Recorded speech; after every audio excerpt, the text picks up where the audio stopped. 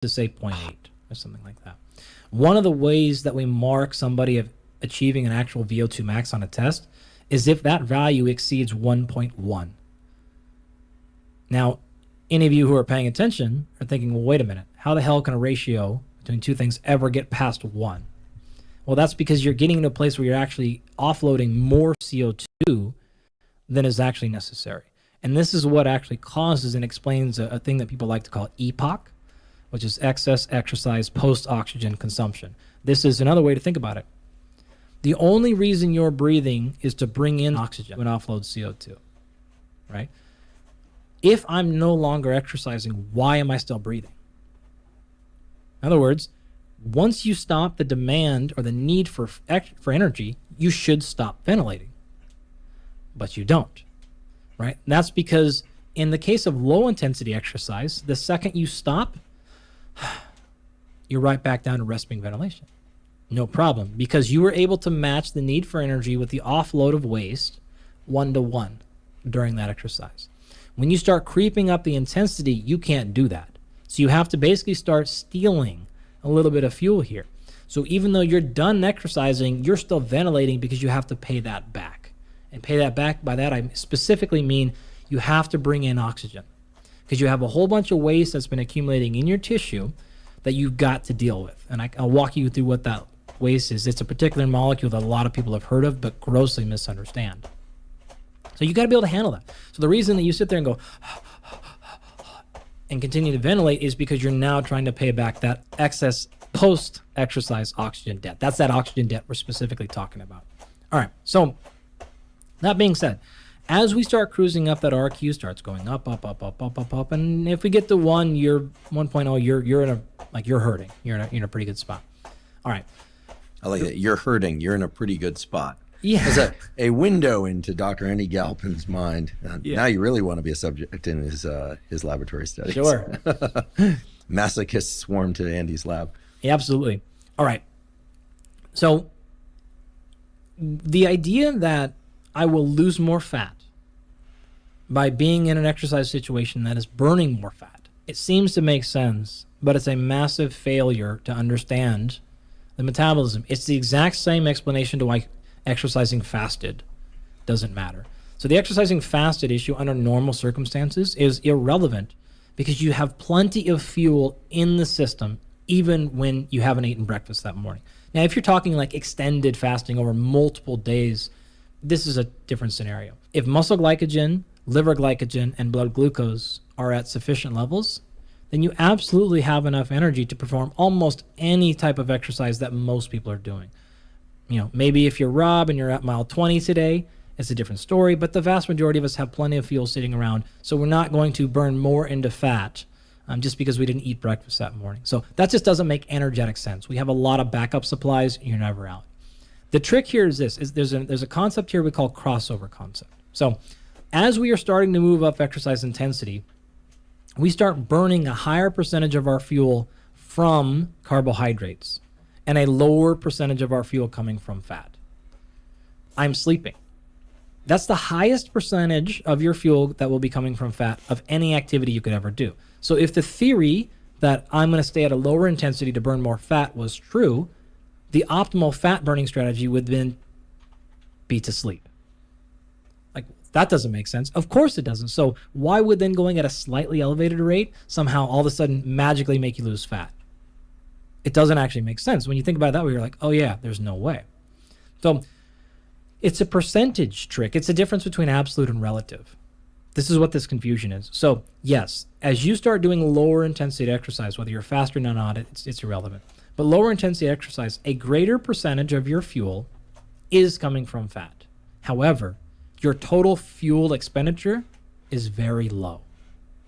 So that whole total carbon balance is not really being shifted much. As you start exercising at a very high intensity, you actually start getting a higher percentage of your fuel from carbohydrate and a lower percentage from fat. In fact, at rest, about the highest you can get in most people is about 60% of your fuel from fat. As you're sleeping, you might be 70%, but you'll never be in a position ever, no matter what sort of thing you've heard on the internet, you'll never be in a situation where fat is your only fuel source. The highest I've probably ever seen is like 70%. You should probably be at about that. That's a kind of a good number to think, honestly. But people who understand a little bit about metabolism to be dangerous, but not enough, will throw out these terms like fat adapted. And fat adapted is a real thing, but it is a massive misunderstanding oftentimes, right? It is this idea of thinking like I can get into a spot where I'm maximizing fat burning. Maximizing fat burning and maximizing fat for exercise and maximizing fat loss over time are not the same thing at all, right? That's the confusion. So if you enhance fat oxidation in an exercise, that does not enhance fat loss per se, right? So this is a lot of the confusion that's happening, right? So as we start moving up, we can never get in a position where we're using fat only as a fuel. Again, at best, you're at 70% fat, 30% carbohydrate. For a lot of reasons, we probably just don't have time to get into today. However, the opposite is possible. When you get into true high-intensity exercise, you'll be basically 100% carbohydrate and 0% fat. Right? That is very possible. That, in fact, is 1.0. That's what our Q. 1.1 is actually because your ventilation got so high, you actually exceeded that number, even though you're at 100% carbohydrate. This is what people came up with the idea then. It's like, whoa, I don't want to burn carbs. I want to lose fat. So my response to that is always like, okay, great. So it makes sense. Burning fat, losing fat. Burning carbs is losing what then? Like, you think your liver shrunk? Like well, wait a minute. What did you lose then? Where did it come from? It's all coming as carbon. Don't worry about where it came from for your fuel. It just has to come out as carbon. Right? There are differences in exercise efficiency for performance with our professional athletes, of course. But if the only goal here is fat loss, it doesn't matter where you get it from. The last bridge we have to connect here is like, well, wait a minute. If I only burned carbohydrate, how did I actually lose that fat? There was that love handle sitting on the side of me. How did that come out of me if I never burned that for my fuel? What you're failing to understand is there's a balance game that happens here. So if you were to do a bunch of high-intensity exercise training and you burned only muscle glycogen and blood glucose, and maybe even you did it for so long you burned some liver glycogen, the body understands that it has expelled a lot of energy from that side of the equation. It's going to do a couple of things. Now, it's very difficult to go through this fancy situation where you convert carbohydrates into fat and back and forth. Like, that's actually like fairly hard. What's easier to do is something you said earlier, is actually just bias energetics to a different fuel source. So in that scenario where you're down really low in your carbohydrate stores, any carbohydrates you bring in are going to go to storage. And since your net energy expenditure is something that your body regulates a lot, any fat that you then bring in is going to be utilized as a fuel source because it knows it doesn't need it anymore. That is in excess. So that's how you actually use fat as a fuel, because you've burned down carbohydrate storages. As I'm hearing this, a couple of things come to mind. First of all, thank you for that incredibly important description of what is otherwise a very confusing landscape for most people. One of the key points I took away, and I just want to say from the outset, this is not exhaustive by any stretch, is that burning fat does not equal losing fat from the body. Correct. And then burning fat has to be divided into burning of body fat stores, and we need to distinguish that from burning of dietary fat that is brought in. Correct. Oftentimes people don't disambiguate those. Correct. Right? And I'm also understanding that reducing one's body carbohydrate stores, muscle glycogen, liver glycogen, etc., occurs during high intensity exercise. Yep. As well as other ways, but that is one very efficient way to tap into those stores, which makes me wonder, again, this is one of these things that, does it lead to a protocol? Makes me wonder whether or not doing high intensity, let's say weight training for 45 to 60 minutes, 75 minutes of strength training, power training, hypertrophy training, which we've covered in an episode about those topics, and then doing some steady state cardiovascular exercise. Is there any benefit to that arrangement that would, quote unquote, enhance body fat loss from the body, to be very specific now? Because unlike the idea that training fasted would shift the bias towards fat loss, which it doesn't, you've told us, under those conditions, muscle glycogen and maybe even liver glycogen is going to be depleted. Put simply, can I enhance body fat loss by doing some cardio after a bout of weight training? If you equate for total energy expenditure, it won't matter. Now, you did bring up a very important point that I want to clarify. If you look at the exercise modalities that we laid out in our previous conversations, we talked about 9 different adaptations. One was skill, and then speed, power, strength, hypertrophy, muscular endurance, anaerobic capacity, aerobic capacity, and long duration endurance. Now, speed, power, and skill development have almost no benefit for fat loss. Because remember, those are low weight, a lot of rest, and low volume. Cheers, thank you very much. They're not really going to be helpful. You can make a little bit of a case for strength. My alert box is so A small. little bit. But the total energy expenditure for strength training, even if it's an hour, if it's truly strength training, it's fairly low. Because the repetitions are in the 1 to 3 range. That's exactly. It's not enough for total work. So if you're trying to develop a Do you know protocol any training? that sort of optimizes fat loss, what you want to do, you were close. In my opinion, is do a combination of something in the hypertrophy / muscular endurance strength training realm, Okay, so 6 to 30 repetitions something like of that. resistance training. Great. Deplete muscle glycogen, maybe even a bit of liver glycogen. Maybe a little bit, depending on if you're doing it for a long time, but probably not a noticeable amount. Okay, so an hour of hypertrophy type training. If you're training hard with low rest intervals and you really did an hour, you would for sure get there. But Which is- most people don't. Is that you're the reason taking why I breaks. crave large bowls of oatmeal and rice after I do weight training? Yeah, I want I to mean- replenish muscle glycogen. Totally, right? Then you maybe do a little bit of very high intensity, maximum heart rate, well over VO2 max, hard as you can for 20, 30, 45, 60 seconds, something like that, with some recovery, a lot of recovery, and repeated.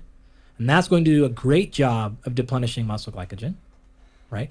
If you do that long enough, you'll get the liver, but again, most people don't because it's really, really hard to go that hard. So liver is that sort of last resort. Yeah, basic mechanics here, which we'll actually get into as our like third segment here, is energy production comes from the local exercising muscle first and foremost from phosphocreatine and carbohydrate stores, right? And so again, and we store it in a muscle, we call it glycogen, right? That's just your first line of defense. If you need glucose outside of that, you're going to start pulling it from the blood.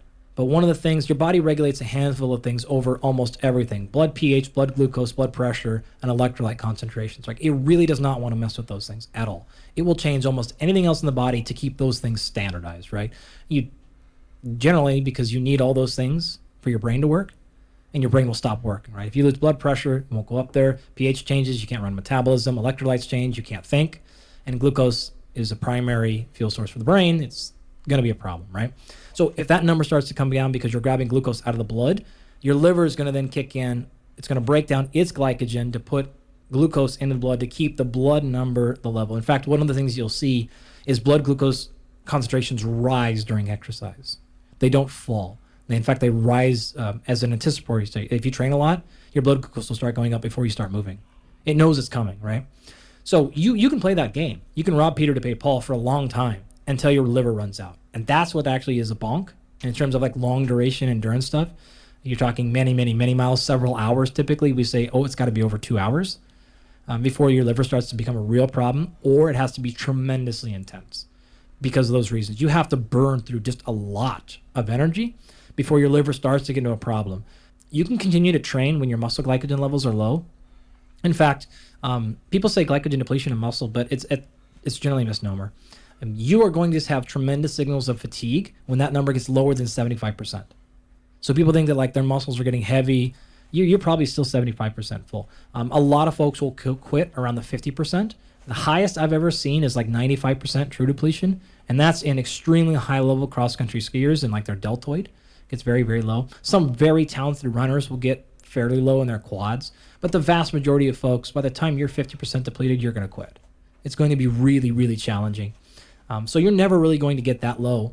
It's like a bit of a protective mechanism, right? But when your liver gets low, you're going to be shut down. And that's the case of if you've ever been to like a marathon and you've seen people run like 25 and a half miles and then they just like bonk. They go into like baby deer walking stance and then they collapse. And you're like, how are you mentally weak? Like you ran 26 miles and you can't run the last point.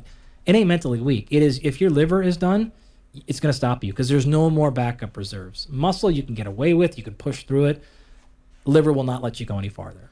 I find this fascinating because it makes me wonder whether or not the liver being depleted sends a neural signal to the brain. Oh, absolutely. Or the brain must register some signal like, I would like to be alive tomorrow. Thank you. Whatever is happening right now, stopping is going to be safer than continuing. Yeah. And so that stop signal is one that I think a lot of people, including myself, are intrigued by because we always think that it's related to willpower.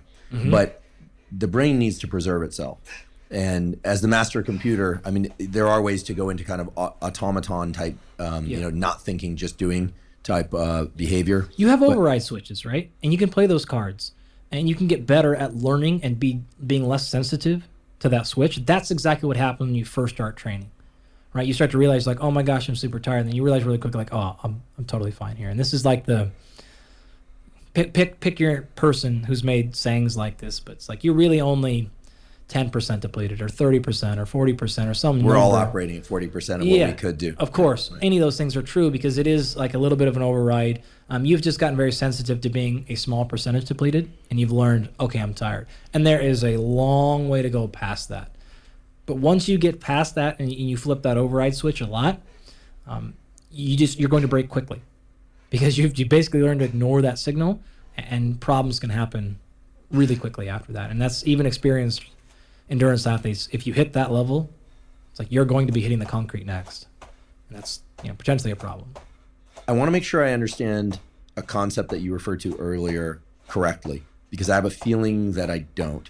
And that's this issue of how the body accesses body fat stores when in a subcaloric state and I'm doing mainly glycogen burning exercise. Yeah.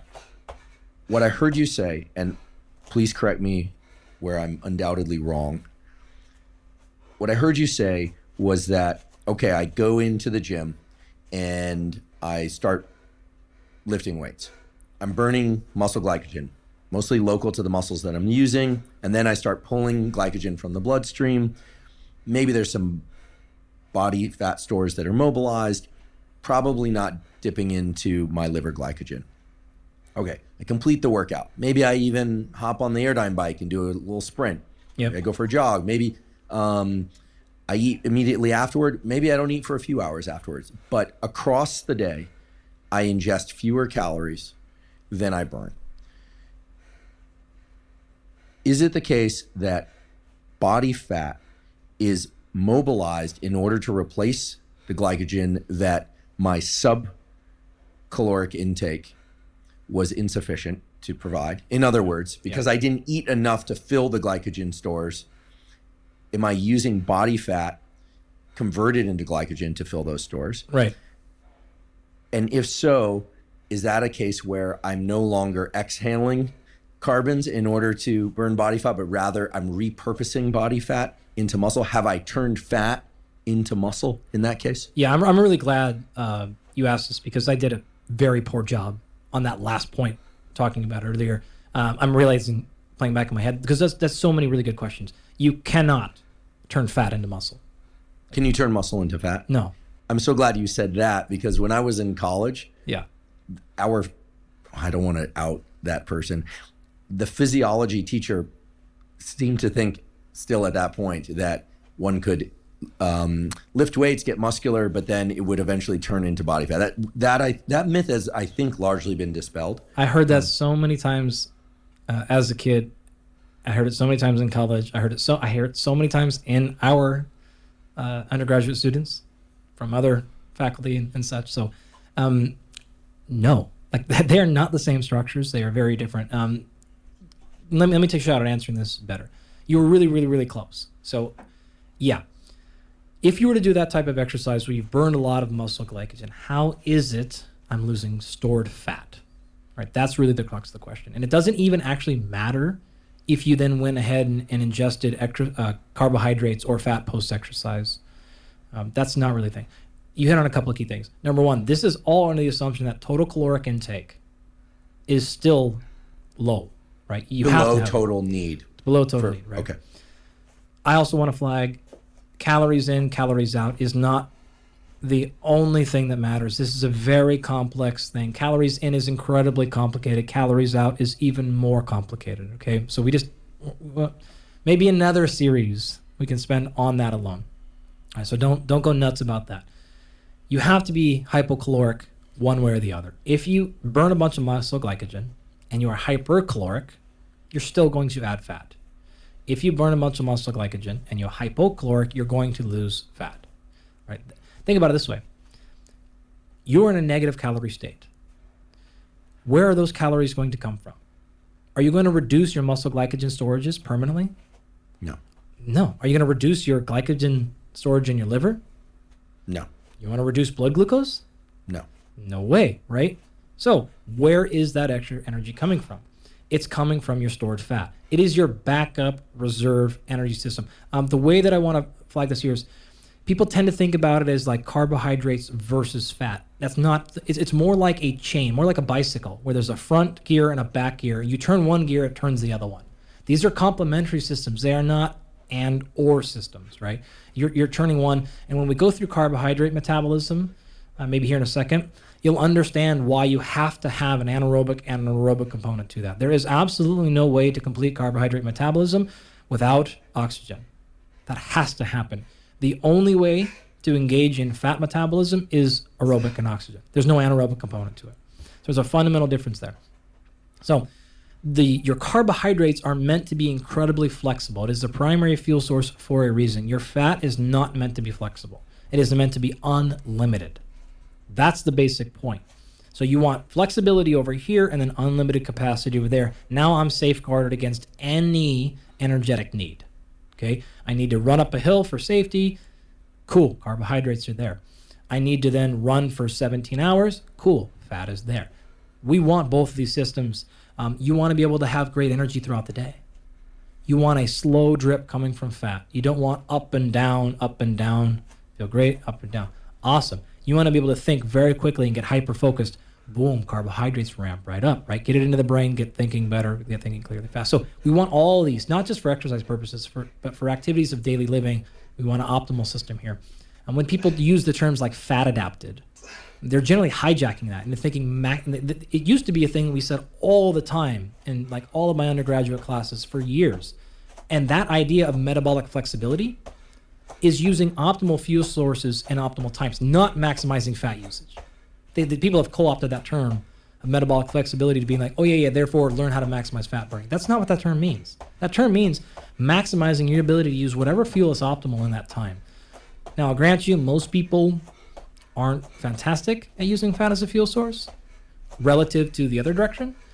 But nonetheless, the gold standard here should be maximizing both. All right, finally answering your question. If I were to burn a bunch of muscle glycogen, how am I losing that fat? Well, the fuel you're ingesting in that hypocaloric state is going to say, hey, look, we have a lot of muscle glycogen we have to replenish. So any carbohydrate that comes in needs to be biased towards storage. It's got to go into those tissue. Any fat that comes in, or doesn't even come in, but any fat that we're using for fuel needs to be utilized for activity. And that's where the caloric expenditure from fat comes in. So you're basically saying your general physiology, the energy for that starts coming from fat. And the energy that's coming in from carbohydrate needs to be simply stored. And so what you see is your respiratory quotient changes, right? The RER is going off. And so in the exercise moment, it shot way up for carbohydrates and shot way down for fat. As a compensatory response, it goes the other direction because your body's saying we are low on carbohydrates. Don't use them for fuel unless we absolutely have to, right? So use them for storage. Get our fuel from the fat side of the equation. And so what you're generally going to say is like, oh, I'm burning more fat just sitting around after things like that. And that's not even taking into the equation the epoch part, which is like, it's not actually as large as people think it is. It's fairly small, but it adds up sort of over time. So does that explain a little bit better about how you lose fat when you actually only burn carbs for exercise? Yeah, you explained it beautifully. You talked about epoch, the post-exercise oxygen consumption. Yeah. not being that significant in Yeah. terms of energy utilization. Even though today we're talking about endurance and different forms of endurance, I do have to ask whether or not people consider the elevation in basal metabolism that occurs when there's more muscle around, Yeah. because muscle is such a metabolically demanding tissue.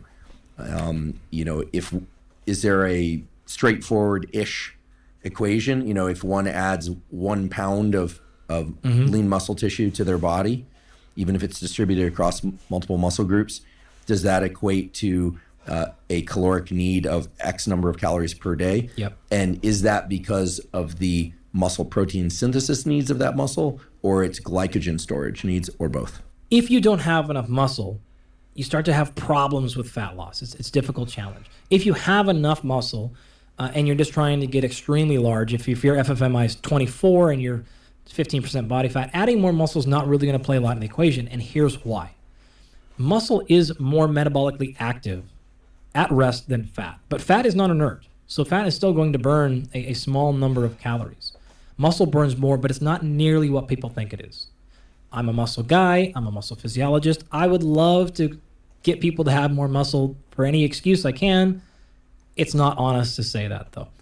You're talking about when I was in undergraduate, we would say numbers like 50 kcals per day per pound is what you can look at, right? So if you put on a pound of muscle spread across the body, your basal metabolic rate would go up by around 50 calories per day. I think that number is grossly exaggerated. It's probably a tenth of that, 6 to 10 calories, maybe. It's hard to know exactly what that number is, but the more recent estimates are something like that. So now on one hand, you could say, oh my gosh, that is not even meaningful. The other hand, you could say that's super meaningful. It just depends on time domain you want to put that out, right? So if you were to put on 5 pounds of muscle and your basal metabolic rate went up 30 or 40 calories a day, well, over the course of 1,000 days, like that actually adds up. So you could slice this any way you want. Now, maybe that number is somewhere in between. I don't really know. It's not a field I pay that much attention to, candidly, because it's not a metric, kind of like EPOC, where it's like we used to really harp on it, and now it's sort of like, well, maybe we exaggerated that, like honestly just a bit. But to me, it doesn't change the equation much, because if you don't have enough muscle, as I described, there are other consequences that are going to make fat loss hard. And so you need to have sufficient muscle. If the additional caloric expenditure is the carrot, great. If it's something else, I don't really care. There's just enough evidence that you need to have it, or I should say there's enough evidence that it will really help you in your path. Maybe a few calories here or there is not really the thing, especially if you understand a normal food item. Anything you pick is going to be probably a couple of hundred calories. One bad food choice a day will outkick almost any amount of coverage you got on adding muscle mass to you. So like you're really stepping over $1 to pick up a dime. If you're worried about how many calories you're getting from adding muscle, fat loss is going to be about regulating that carbon intake above and beyond anything else. I'd like to take a brief break to acknowledge our sponsor, Inside Tracker. Inside Tracker is a personalized nutrition platform that analyzes data from your blood and DNA to help you better understand your body and help you reach your health goals. I've long been a believer in getting regular blood work done for the simple reason that many of the factors that impact your immediate and long-term health and well-being can only be analyzed from a quality blood test. One issue with a lot of blood tests and DNA tests out there, however, is that you get information back about various levels of lipids and hormones and metabolic factors, etc., but you don't know what to do with that information. Inside Tracker allow you to bring the concept of There's no mentioned a few times. Frankly, you're the first person who's ever explained it to me in a clear and concise way. How do I know if I am metabolically flexible? And how do I increase my metabolic flexibility? Sure. There's no specific standard, which is actually a good thing, right? And so if you have a level of specificity that you want or need metabolically, then you don't actually want to be in this middle ground. An example would be if you are performing in a type of exercise or an athlete who performs in a sport that is glycolytically dominated. You don't want to be optimally metabolically flexible. You don't want to be super quote unquote fat adapted. You want to be biased towards the energy you're going to use. The same could be true for the other end of the spectrum. So in those particular cases, it's not optimal to be equally effective because there are no free passes in physiology, right? Your energy producing systems will upregulate or downregulate accordingly. So you will actually limit your ability to, say, maximally utilize carbohydrate as a fuel if you're trying to upregulate your ability to use fat as a fuel. And so this is like, there's a saturation point. Outside of that spectrum, most people who just say, hey, like I want to feel great throughout the day to be able to do a bunch of different things. How do you know? A couple of things. There's a lot of biological markers you can take. There's also just some practical takes. Now, none of these markers by themselves are any sign. What you want to do is probably a couple of them and then say, okay, this is maybe a clue. So again, it's really important to emphasize not a single one of these tests that I'm about to walk you through automatically means you can't use fat as a fuel, or the other case, which is maybe you're poor at using carbohydrate as a fuel. So disclaimers aside, we'll get into a couple of them. So should we think about these as informative and useful, but not diagnostic? Exactly. We would call this data inspired or data led and not data driven. Right. Okay, cool. So number one, you want to think about just overall functionality. Do you have a reasonable regulation of your energy throughout the day? Now, many things could be going into this, which is why these are not specific diagnostics. But as a basic measure, we talked about blood glucose levels. You know, a lot of people will say, again, you want that to be something like between 80 and 90 milligrams per deciliter is the blood glucose level. And if you can go look at the cutoff points for what determines to be pre-diabetic and type 2 diabetic, et cetera. What I can actually recommend, there's a little bit of science here actually that I'll walk you through, but a lot of this is my personal preference. I generally want people to be at 85 or lower. And that's because of a couple of things. Number one, there's actually some papers that showed every single point increase above 85 increases your likelihood of developing type 2 diabetes by about 6%. Okay, great. So technically, while maybe 90 or 95 or even up to 100 are, you know, in the quote-unquote normative values, that's one clue. Again, it's not definitive by itself. Doesn't mean anything. You need to really pay attention to what increasing by 6% actually means. But it's a data point where I'm looking at. If I actually then see symptomology, and we run you through maybe some questionnaires, ask how you're feeling throughout the day, and we see uncontrolled energy bouts. So you're a lot of energy, then you get really, really tired and swings. Okay, another data point. All right, and we may patch a few of these things together. That may give me some clues.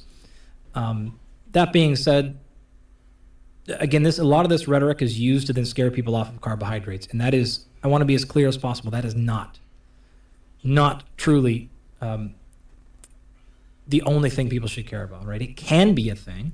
It can also be unrelated. There are reasons you could have blood glucose concentrations at this level or energy swings that are unrelated to carbohydrate ingestion at all.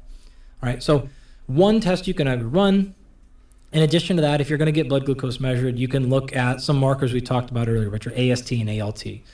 We talked about how you can kind of look at that AST to ALT ratio before. You can actually do the inverse, which is look at ALT and AST. The kind of normative value there you're going to look at is like 0.8. I actually like to see it lower than that. And that alone has been actually associated with blood glucose dysregulation. And so if you see multiple of these signs, again, we're looking for patterns and patterns and patterns in both, in our case, biomarkers, symptomology, and performance. And now if all three of those things are lining up, you may have an issue. So performance-wise, a couple of little tests you can run. Ideally, you have some sort of standard workout you do, and hopefully it's pretty objective. So in other words, like I run the same 15-minute loop every morning for my cardio. Okay, great. How long does it take you to run that loop? Like you can pick whatever distance. It doesn't really matter. What's your heart rate during that thing? And then what's your perceived exertion? Now, you should be able to do that fasted with very little drop in performance. Okay, if you can do that, then that tells me you're fairly good at using fat as a fuel source. If, however, the one day you go to do your standard workout and you feel awful fasting, that may be another clue that perhaps you're not very good at dialing in that system. If your recovery afterwards, in terms of heart rate recovery, is very long, it may be another clue that you have poor utilization of fat as a fuel source. The inverse can also be true. So if I give you something in the neighborhood of like 50 or so grams of carbohydrate, and 30 minutes later your face is falling off the table, that's a good sign that you're in the opposite. You're actually very, very, very poor at utilizing carbohydrate as a fuel. And the reason I bring that up is that is equally a problem. We hear people a lot make comments like, man, I have to stay away from carbs. I crash really hard if I do them. What that actually means is you're very poor at utilizing carbohydrates as fuel. You're getting your sensitivity is way off. We should be able to have carbohydrate at a reasonable dosage, 50 grams, and not fall asleep 30 minutes later or have to run to caffeine. So that is a sign, in our opinion. This is, again, now just my practical brain telling you is that's a sign of dysfunction. We should be able to have plenty of carbohydrates through the day if we choose to, if we want to, for any reason. Now, of course, if you were to throw 150 or 200 grams of carbohydrate in your belly, you're probably going to take a little bit of an energy hit after that. But we should be able to have a reasonable dosage and not, have to fall asleep afterwards. What is one way that people can enhance their utilization of carbohydrates for exercise? The reason I ask is I think I fall into that category. Yep. I do consume some complex carbohydrates and fruit post resistance training. Mm-hmm. And that tends to be when I'm hungriest for them. But typically, unless I've just done some resistance training, I keep most of my daytime meals relatively low carbohydrate. And then in the evening, I prefer slightly less protein and more carbohydrate because it has this effect of sedating me a little bit. Yeah. And I sleep well. And I know this runs against what everyone was taught, which is to not eat carbohydrates late in the day. No. But I like it because then I tend to wake up in the morning with, at least as far as I can tell, my glycogen stores not necessarily topped off, but certainly filled. Yep. And I'm able to train fasted in the morning. And my favorite pre-workout consists of water and caffeine and electrolytes and maybe some supplementation as well. But I love training fasted. So there's actually a number of things. One little sneaky thing you threw in there is actually the use of caffeine. So that's another sign. If you have to have caffeine to do your fasted training, that's generally another sign you're not very good at using fuel. So I use caffeine prior to resistance training workouts. Yep. Generally, I don't need it for any kind of cardiovascular training. Yeah. And when I say that, it doesn't mean it's bad. It's just like another clue that's like, okay, you should be able to do this without having to have caffeine to execute it. Now, using caffeine to get a better result is sort of different as an ergogenic aid. We actually use a lot of high carbohydrate meals at the end of the day, a lot of the times for our athletes who are cutting weight or trying to reduce weight. So it is a fantastic way to handle a lot of things. And that idea that if you eat carbs late at night, that'll increase fat. So like that all is so old and so well destroyed scientifically that's not a concern. There's just so much data showing. In fact, there's so much data on like eating timing is generally poorly understood about when you can eat and what you can't eat. Eating in the morning versus eating at night, like a lot of what we've heard in there is tough. And maybe we just save that for sort of another day because we're going to get really far down in this water. We can dive into it. But yes, I think our plan is to cover that in an episode on nutrition. Okay, great. Which is in this series. The only thing that I would add to it is, when you hear about ingesting carbohydrate late at night, I should just say that at least in my case, I'm eating the majority of my carbohydrate unless I trained, resistance trained early in the day, in which case I eat post resistance training in the last meal of the day. But for me, that's not really late at night. That last meal is somewhere between 6:30 and 7:30 p.m. So it's 3 or so hours or something like that before I you go to sleep around 10:30 or so. Yeah. So it's not, midnight bowls of pasta. I've done that too, but typically it's not. So I think that people will be very interested, myself included, in how meal timing relates to all of this. But let's. So how do you improve fat utilization? How do you improve carbohydrate utilization? Let's hammer both out really quickly. Enhancing fat utilization is as simple as doing a little bit of work in a either pre-fat ingested state. So anytime you ingest a nutrient prior to training, you're going to bias towards that nutrient, right? Which is almost what we were talking about earlier. So if you want to guarantee you burn more fat, eat more fat prior to a workout. Now, you're not going to lose fat, but what you're effectively signaling is we have an overabundance of this fuel, preferentially target this fuel. Now, the downside is that may actually hinder your performance. That's typically only a concern for people at a very high level. Fat is a slower fuel source. So if you're relying more upon that, your top end is going to come down a little bit. And so you wouldn't want to use that strategy prior to a race if it is a carbohydrate dependent race. All right. In fact, we actually see long-term adaptations that would suggest that. So the enzymes responsible for carbohydrate metabolism will downregulate. And so you get worse at that. So not a great strategy there. Carbohydrate would be the opposite, right? So if you have carbohydrate prior to exercise, you're going to bias more towards that. So a handful of things you can do. If your total caloric intake is simply managed, that's going to take care of a lot of these problems. An appropriate eating strategy, so the types of food, the combinations of food, all of those things are going to make your post-carbohydrate ingestion bonk.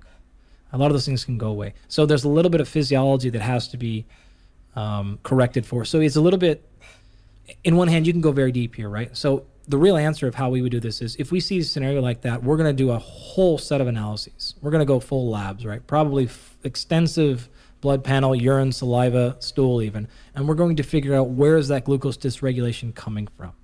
So a lot of people think like, oh, it's a metabolism issue. It might be.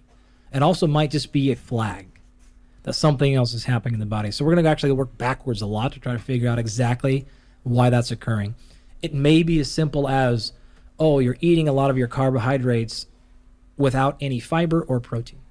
And we know that that's important because those will actually blunt the glycemic index, like the rise in blood glucose. So it could be a simple thing of just like, oh, your combination of food is doing it. It's not the total amount. It may be something, again, more endogenous to the actual system. It could be a heart rate issue. It could be a breathing issue. There could be a number of things. So the way to get better at it is to simply train it. And specificity is king here. So if you want to get better at managing your blood glucose throughout the day so that you're not feeling those things, it could be a fuel issue, but it could be a number of other things. And it's just hard to go into all of them within our time constraint. So the practical tool that I would say here is if you want to get better at managing energy throughout the day, make sure that, number one, your protein is stabilized. Making sure, number two, you're ingesting your food in the right combinations, ideally with some fiber and or some protein or both. That alone will help stabilize a lot of the problems. Then you need to train at a high intensity. You want to get better at using carbohydrates as a fuel, train at a higher intensity and have carbohydrates right before the workout. We'll do that a lot if we see folks who are, I kind of walked you through the test of identifying if you're not very good at using fat as a fuel. The test for not being good at using carbohydrate as a fuel is both that eating test I talked about, as well as performance. If you're a very, very, very slow starter, it's just like really hard to get going, that generally indicates you might be in a situation where you're not very good at using carbohydrates as fuel. So we're going to practice that. We're going to have a pre-exercise carbohydrate meal, and then we're going to do higher intensity stuff. Not to the point of making you sick and digestive issues, all that stuff, but we want to get better at using carbohydrates as a fuel faster. If you want to get better at doing the opposite, then you do that opposite strategy. Either, again, using fat prior to the workout, knowing your peak performance is going to go down a little bit, but you're investing in adaptation, right? So it's not about that workout. It's about what's going to happen 6, 8, 10 weeks from now. Investment is what you want to think about it. Or you could bring in some fasted training. And so I want to really make sure I clarify when we were talking about it earlier, I'm not at all against fasted training. It's not, it works. It just isn't required for fat loss. It isn't required for fat adaptation. It is a great option though, if you want. What I was hoping to do with that conversation, and maybe I didn't articulate that well, is to not restrict people, but is to open you up and to let you say, you have a lot of options. If you like to do fasted cardio, amazing, it is great. If you hate it, you don't have to. You can reach the same performance goals, the same physique goals without ever doing it. If you love long duration steady state stuff, it is great. If you hate it, there are other options, higher intensity stuff. Again, if we're just talking about fat loss. So I hope now that that's a little clearer in terms of the same thing with nutrition. If you like higher carb, great. If you like lower carb, these are all great. You have options and you don't have to fret so much over oh my gosh, I have to do this thing a certain way and I absolutely hate it. You don't have to worry about it. Hit those concepts and you'll be fine. A few minutes ago, you mentioned that if we ingest a given macronutrient, like fat, then the body will preferentially use that fuel source. If you ingest carbohydrate, it will use that fuel source. Is it always the case that the body uses the ingested macronutrient prior to using glycogen? I have to imagine it's using both. I mean, if I were to have some carbohydrate before doing any kind of training, the muscles still burn glycogen, right? Or do they have some way to register the amount of circulating carbohydrate that would allow, or available carbohydrate in the form of foodstuffs that would allow them to not tap into their own muscle fiber stores of glycogen? All right, so the way that we derive energy for exercise or basic maintenance, a little bit about cellular physiology. So you've got a couple of organelle and structures that we need to pay attention to. The first one is the nucleus. That holds your DNA. The second one is the mitochondria. And then everything outside of that, you've got all these other organelle that do a bunch of things like ribosomes for protein synthesis, et cetera, et cetera. All right, now, when you want to produce energy for exercise, anytime you hear the word anaerobic, you automatically understand we are meaning without oxygen. All right, great. That all happens in the cytoplasm. The cytoplasm is that space that is not the mitochondria, not the nucleus. So it's the space in between everything else. This is like jelly-like substance that stands there. So anaerobic metabolism happens there. Every single aerobic metabolic process happens in the mitochondria. All right, why is that important? If I go to create cellular energy and I need it the fastest possible, I'm going to go for phosphocreatine because it is stored directly in the cytoplasm. The stoichiometry is 1-to-1 there, which means for every mole of phosphocreatine I burn, I can create 1 ATP. It's 1-to-1. It is incredibly fast, but it is very limited because think about it. How much of that could I possibly store in the small size of the cell? That's it. If I need energy past that point, now I'll start using muscle glycogen because that is also stored in the cytoplasm. So it is right there. The stoichiometry is not 1-to-1. It's a little bit higher, probably like 4-to-1. So for every molecule of glycogen you burn, you're going to get something like 4-ish, like some small number of ATP out of that, which is great. But again, you're running into a storage problem. How much can I possibly store inside a muscle cell? It is very, very fast, much more effective than phosphocreatine, but so there. If I then want to metabolize any form of fat, or if I want to complete the metabolization of carbohydrates, I have to start transferring into the mitochondria.